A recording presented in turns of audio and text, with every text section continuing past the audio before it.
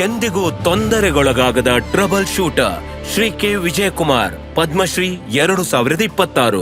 ನಾನು ಕಠಿಣ ಪರಿಸ್ಥಿತಿಯಲ್ಲಿ ಸಿಲುಕಿಕೊಳ್ಳುವ ಸಾಮರ್ಥ್ಯವನ್ನು ಬೆಳೆಸಿಕೊಂಡಿದ್ದೇನೆ. ಅಲ್ಲಿ ಕ್ರಿಯೆ ನಡೆಯುತ್ತಿದೆ ಅಥವಾ ಏನಾದರೂ ಸರಿಯಾಗಿ ನಡೆಯುತ್ತಿಲ್ಲ.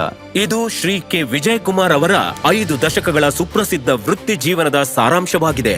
ಏಪ್ರಿಲ್ 2010 ವಿಜಯಕುಮಾರ್ ಸಿಆರ್ಪಿಎಫ್ನ ಮಹಾ ನಿರ್ದೇಶಕರಾಗಿದ್ದರು. ಛತ್ತೀಸ್ಗಢದ ದಾಂಟೆವಾಡದಲ್ಲಿ ನಕ್ಸಲರು ಸಿಆರ್ಪಿಎಫ್ ಬೆಂಗಾವಲು ಪಡೆಯ ಮೇಲೆ ದಾಳಿ ಮಾಡಿದ್ರು. 75 ಸಿಬ್ಬಂದಿ ಸಾವನ್ನಪ್ಪಿದರು. ವಿಷಯಗಳು ಸ್ವಲ್ಪ ಕಠೋರವಾಗಿತ್ತು. ತಕ್ಷಣ ನಾನು ಸ್ಥಳಕ್ಕೆ ಭೇಟಿ ನೀಡಿ ಕೊಂಚ ದಾಳಿ ನಡೆದ ಸ್ಥಳದಲ್ಲಿಯೇ ಒಂದು ರಾತ್ರಿ ಕಳೆದೆ. ಹುಡುಗರ ಸ್ಥೈರ್ಯ ನೋಡಿದೆ. ಹುಡುಗರು ಅವರನ್ನು ಹಿಂಬಾಲಿಸಲು ಸಿದ್ಧರಾಗಿದ್ದರು. ಫೋರ್ಸ್ ಮೇಲೆ ಪರಿಣಾಮ ತಕ್ಷಣವೇ ಆಗಿತ್ತು. ನೈತಿಕತೆ ಹೆಚ್ಚಾಯಿತು. ಅದು ಒಂದು ಪಾಠವಾಗಿತ್ತು. ನೆಲದ ಮೇಲಿರುವ ತೊಂದರೆ ಇರುವ ಸ್ಥಳಕ್ಕೆ ಆಗಮಿಸಿದರು. ವಿಜಯ್ ಕುಮಾರ್ ಅವರ ಪೋಷಕರು ವಿ ಕೃಷ್ಣನ್ ಮತ್ತು ಕೌಸಲ್ಯ ಅವರಿಗೆ ಹೆಮ್ಮೆ ಅನಿಸುತ್ತಿದೆ. ತಂದೆ ಪೊಲೀಸ್ ಇನ್ಸ್ಪೆಕ್ಟರ್ ಆಗಿದ್ದರು.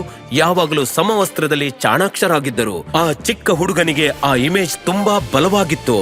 ಅವರು ಎಂಎ ಪದವಿ ಪಡೆದು 1975ರಲ್ಲಿ ಐಪಿಎಸ್ಗೆ ಆಯ್ಕೆಯಾದರು. 1 ವರ್ಷದ ನಂತರ ಅವರು ಐಎಎಸ್ಗೆ ಆಯ್ಕೆಯಾದಾಗ ನಿರಾಕರಿಸಿದರು. ವಿಜಯ್ ಕುಮಾರ್ ಸಮವಸ್ತ್ರ ಸೇವೆಗೆ ತುಂಬಾ ಅಂಟಿಕೊಂಡಿದ್ದರು. ತಮ್ಮ ವೃತ್ತಿ ಜೀವನದ ಆರಂಭದಲ್ಲಿ ಅವರನ್ನು ತೀವ್ರವಾದ ನಕ್ಸಲೈಟ್ ಸಮಸ್ಯೆಗಳಿರುವ ಧರ್ಮಪುರಿಯ ಎಸ್ಪಿಯಾಗಿ ನೇಮಿಸಲಾಯಿತು. ಸಾರ್ವಜನಿಕ ವಿಶ್ವಾಸವನ್ನು ತುಂಬಲು ಅವರು ವೈಯಕ್ತಿಕವಾಗಿ ರಾತ್ರಿ ಗಸ್ತು ತಿರುಗಿದರು ಮತ್ತು ಶೀಘ್ರದಲ್ಲೇ ಬದಲಾವಣೆಯನ್ನು ತಂದರು. 1999ರಲ್ಲಿ ಕಾರ್ಗಿಲ್ ಯುದ್ಧ ಪ್ರಾರಂಭವಾದಾಗ ವಿಜಯ್ ಕುಮಾರ್ ಶ್ರೀನಗರದಲ್ಲಿ ಗಡಿ ಭದ್ರತಾ ಪಡೆಯ ಐಜಿ ಆಗಿದ್ದರು. ಫಿದಾಯಿನ್ ಆತ್ಮಹತ್ಯಾ ದಳದ ದಾಳಿಗಳನ್ನು ನಿಭಾಯಿಸಿದರು. ವ್ಯವಸ್ಥಿತ ವಿಧಾನದಿಂದ ಅವರ ಅಡಿಯಲ್ಲಿ ಬಿಎಸ್ಎಫ್ ಶ್ರೀನಗರವನ್ನು ನಿಯಂತ್ರಣಕ್ಕೆ ತಂದಿತು. ಮುಂದೆ ವಿಜಯ್ ಕುಮಾರ್ ಅವರಿಗೆ ತಮಿಳುನಾಡಿನ ಕಾಡುಗಳಲ್ಲಿ ಕಾರ್ಯನಿರ್ವಹಿಸುತ್ತಿದ್ದ ಶ್ರೀಗಂಧದ ಮರ ಕಳ್ಳ ಸಾಗಾಣಿಕೆದಾರ ಮತ್ತು ದಂತಚೋರ ವೀರಪ್ಪನನ್ನು ನಿಭಾಯಿಸುವ ಮತ್ತೊಂದು ಸವಾಲನ್ನು ವಹಿಸಲಾಯಿತು. ವಿಜಯ್ ಕುಮಾರ್ ನೇತೃತ್ವದ ತಮಿಳುನಾಡು ವಿಶೇಷ ಪಡೆಯಿಂದ 2004ರಲ್ಲಿ ವೀರಪ್ಪನ್ ಕೊಲ್ಲಲ್ಪಟ್ಟನು. ಅವರು ಅನೇಕ ಪಾತ್ರಗಳನ್ನು ನಿರ್ವಹಿಸಿದರು.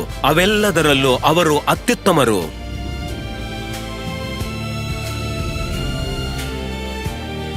ಅವರು ಕುಟುಂಬದ ಸಂಪೂರ್ಣ ಜವಾಬ್ದಾರಿ ವಹಿಸಿಕೊಳ್ಳದೆ ಇದ್ದಿದ್ರೆ ನಾನು ಇಲ್ಲಿ ಇರ್ತಿರ್ಲಿಲ್ಲ. ಅವರು ಉತ್ತಮ ಶಕ್ತಿಯ ಮೂಲವಾಗಿದ್ದರು. ಕೃತಜ್ಞತೆ ಸಲ್ಲಿಸುವ ಸಮಯ ಬಂದಿದೆ ಅಂತ ಭಾವಿಸುತ್ತೇನೆ. ನಾನು ಕೇವಲ ನಾನಲ್ಲ, ನನ್ನ ಜೊತೆ ಇದ್ದವರು ಬಹಳ ಜನ ಎಂದು ನನಗೆ ಅರಿವಾಯಿತು. ಯಾವುದೇ ವೃತ್ತಿಯಲ್ಲಿ ಆ ಕೆಲಸ ಇಷ್ಟವಾದರೆ ನೀವು ಶ್ರೇಷ್ಠರಾಗಲು ಪ್ರಾರಂಭಿಸುತ್ತೀರಿ. ನೀವು ಅತ್ಯುತ್ತಮ ಪ್ರಯತ್ನ ಮಾಡಲು ಪ್ರಾರಂಭಿಸುತ್ತೀರಿ ಮತ್ತು ಸ್ವಯಂ ಚಾಲಿತವಾಗಿ ಉನ್ನತ ಶ್ರೇಣಿಯ ವ್ಯಕ್ತಿಗಳಲ್ಲಿ ಒಬ್ಬರಾಗುತ್ತೀರಿ.